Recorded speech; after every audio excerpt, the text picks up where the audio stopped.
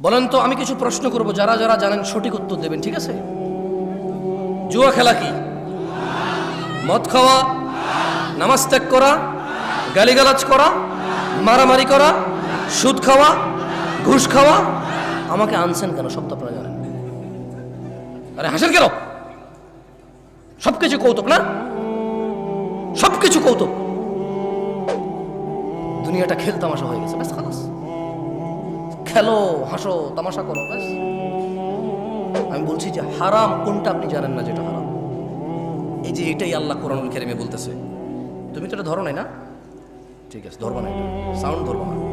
আত্মমর্যাদা। মসজিদের ইমাম দেখি যে নেতা নেত্রীর পিছিয়ে খুব লুতুপুতু করে। কেন ভাই?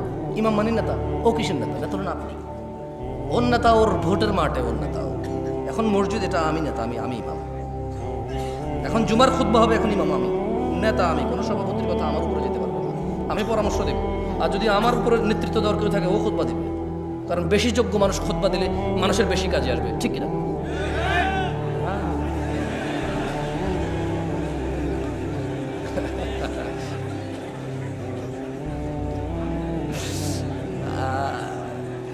অভ্যাস সহজে যাবে না, সহজে যাবে না, বুঝছেন?